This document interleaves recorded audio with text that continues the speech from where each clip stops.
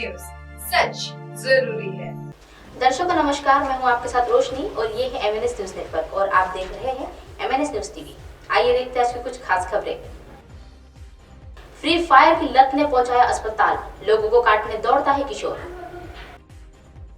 आधुनिकीकरण के दौर में बच्चों और किशोर अब गिल्ली डंडा, पतंग, कबड्डी और अन्य खेलों को छोड़कर ऑनलाइन गेम का सिमट चुके हैं।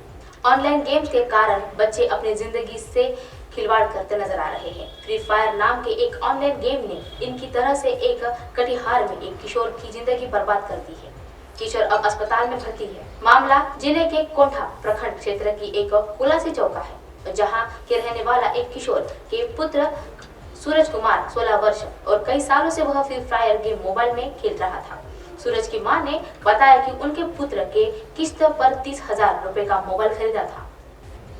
सूरज के पिता फेरी लगाकर बर्तन बेचने का काम करते हैं, वही मां नाश्ता का दुकान चलाती है। किशोर की मां ने बताया है कि बेटा पूरी रात ऑनलाइन मोबाइल में फ्री फायर गेम खेलता ही रहता है और न समय पर सोता है न समय पर उठता है। धीरे धीरे उसने फ्री फायर को वह फायर लेकर की तल पर वहां चला गया और इसके बाद वह कारण उसकी नींद पूरी तरह से हो गई और इसी की तरह से उसकी नींद नहीं हो पाती थी और जिससे हमेशा सिर दर्द की कोशिश और उसकी शिकायत चलती रहती थी। धीरे धीरे उसके व्यवहार में भी परिवर्तन होने दिखाई दे रहा था। हालत यह हो गई थी कि लोगों को देखकर वह काटने के लिए दौड़ पड़ता था। गरीब होने के कारण किशोर के माता पिता अपने बच्चे को बेहतर चिकित्सकीय के इलाज के करवाने के लिए असमर्थ पड़े हुए थे। सूरज ने वह भागलपुर के एक अस्पताल में भर्ती कराया गया, जहां ऑनलाइन गेम के कारण किशोर की मानसिक स्थिति पर विपरीत असर हुआ था। ग्रेटर नोएडा के गौर सिटी सोसाइटी के फ्लैट में लगी भीषण आग। ग्रेटर नोएडा के वेस्ट के बिस्टर थाना क्षेत्र के गौर सिटी सोसाइटी में एक फ्लैट में रविवार को दोपहर आग लगने की सूचना सामने आई है। घटना की जानकारी होते ही सोसाइटी के मेंटेनेंस की टीम और सिक्योरिटी की टीम आग काबू पाने के लिए पहुंच गई और घटना के वक्त वह फ्लैट में कोई मौजूद नहीं था और इस वजह से कोई जनहानि नहीं हुई है। लाखों के सामान जलकर पूरी तरह से खाक हो गए हैं, इसकी सूचना सामने आई है और आग संभवतः शॉर्ट सर्किट के कारण हुई है, ऐसी आशंका जताई जा रही है। ग्रेटर वेस्ट के बिसरक थाना क्षेत्र के गौर सिटी सोसाइटी में 5 वेन्यू और एक फ्लैट में अचानक आग लग गई और देखते ही देखते आग की लपटें पूरी तरह तेजी से फैल गई। इसके बाद सोसाइटी के मेंटेनेंस की टीम और सिक्योरिटी गार्ड ने तेजी से निकलते हुए आग पर काबू पाने का प्रयास किया और घंटे के बाद वह मशक्कत के बाद उन्होंने आग पर काबू पा लिया गया और जिस समय वह आग लगी थी और इस समय घर में कोई मौजूद नहीं था, इसीलिए किसी की जनहानि की खबर सामने नहीं आई है। इस हादसे में कोई किसी को घायल नहीं हुआ है और किसी को कुछ भी नहीं हुआ है। आग के कारणों का पता नहीं चल पाया, लेकिन वह बता रहे हैं कि शायद इसकी शॉर्ट सर्किट के कारण आग लगी होगी। ग्रेटर नोएडा के वेस्ट की गौर सिटी सोसाइटी में 5 वेन्यू के ब्लॉक में वह प्रसिद्ध कंबोज अपने परिवार के साथ 5वीं फ्लोर पर रहते हैं और रविवार को दोपहर में जब उनका परिवार किसी काम के लिए बाहर गया था तो घर पर ताला लगा हुआ मिला और इसी दौरान उनके घर में आग लग गई और यह आग इतनी तेजी से फैल गई कि उसे कुछ देर में ही विकराल रूप ले लिया था। इसकी वजह से वह खिड़की से बाहर दिखाई देने लगी थी और पूरी आग की लपटें बाहर आ रही थी।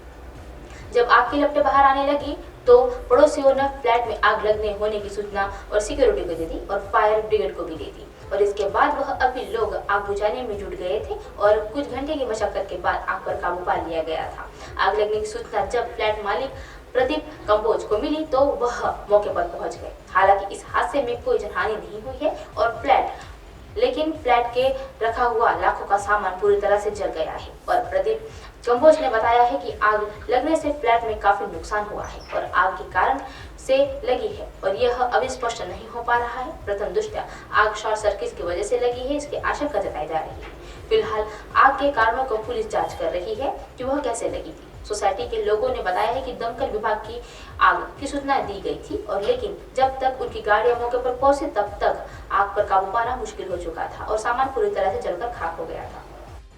वसंत कुंज में कुत्तों ने 6 वर्षीय बच्ची पर किया हमला। दिल्ली के वसंत कुंज इलाके में एक बार फिर से कुत्तों ने एक बच्ची पर हमला कर दिया है। हालांकि इस बारे में घटना के दौरान बच्ची का शोर सुनकर उसके परिवार वहां पहुंचे और पहुंचकर उसे बचा लिया। इसके पहले भी यह 2 बच्चों के कुत्ते के काटने की और मौत की खबर सामने आई थी।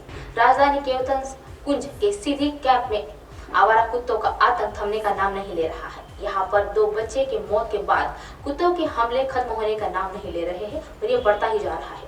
इस बार फिर से आवारा कुत्ते ने एक बच्ची पर हमला कर दिया है और गनीमत यह रही है कि वह उसके बाद बच्ची को बचा लिया गया है और उन्हें आवाज करने के बाद उसके परिजन आके उस बच्ची को चंगुल से छुड़ा लिया है।